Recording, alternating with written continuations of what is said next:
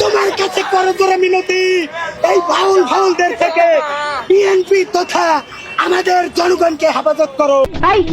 সবাই হাত তোলেন।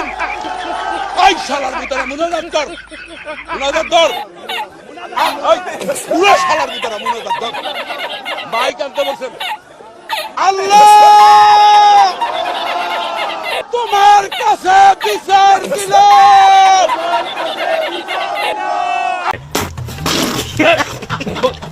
মাবুদ, জাতির জনক এবং তার পরিবারকে যারা হত্যা করেছে, আল্লাহ সকলকে তুমি জান্নাত দান করে দিও আল্লাহ।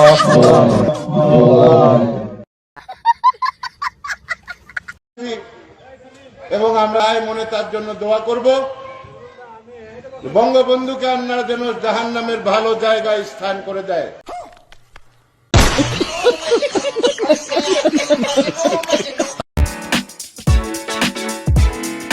আমার বাক্স যেন জনগণের বুড়ে ভরপুর হয়ে যায়, এই বলে আমি আল্লাহ তোমার কাছে বিদায় নিচ্ছি।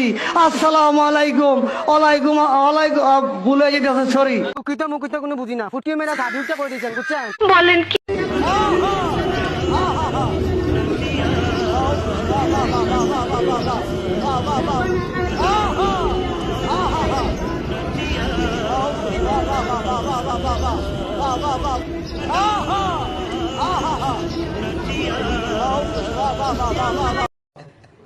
আরে এরা কারা, কোথেকে এলো?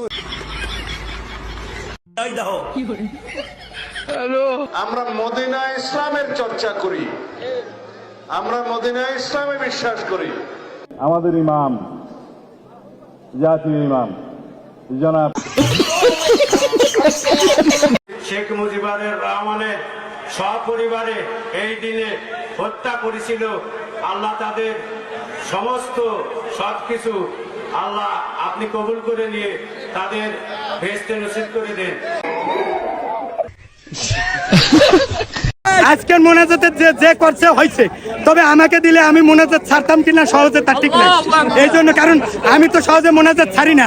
মোহাম্মদপুরে ম্যাডাম যখন উপস্থিত ছিল, মোনাজাত করছিলাম, তখন শামসুর রহমান শিমুল বিশ্বাস পাগড়ি ধরে টানছিল 2008 সালে।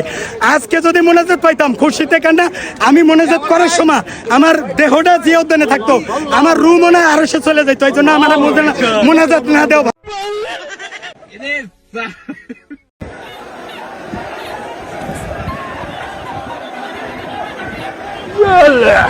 তাহলে তুই कान है बे? नहीं। कैसे लोग रहते हैं यार यहाँ पर। স্যালুট ভাই, স্যালুট।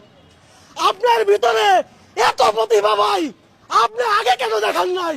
মিয়া খলিফার লাগে যে দোয়া করছেন, মিয়া খলিফারে কি বিয়া করবেন আপনি? ভাই আমি তো তার চিন্তামই না। হ্যাঁ, আমি শুনছি একজন মিয়া মানে মুসলমান, খলিফা মানে বুজুর্গ ব্যক্তি, যেমন বুর্জে খলিফা। তখন আমি না জানিয়ে দোয়া করছি, এখন মনে করছি পুরুষ, তারপরে দেয় যে মহিলা, তারপরে যা হয়েছে দোয়া হয়ে গেছে এই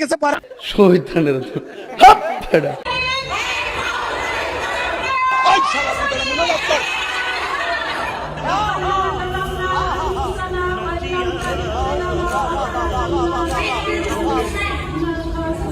সবগুলো ফেল। বলেন কি? আমি দেশ বিদেশে ঘুরে ঘুরে জয় বাংলার গান গান। কেন? কারণ উনি হচ্ছেন ছাগলের 15 নাম্বার বাচ্চা।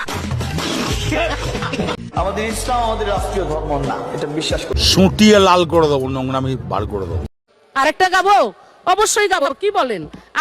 আপনি বলেছেন গান শুনবেন, আর আমি গান গাবো না, তা তো হইতেই পারে না।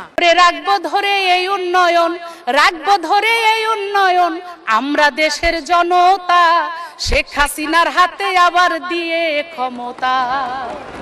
ফাম দিস না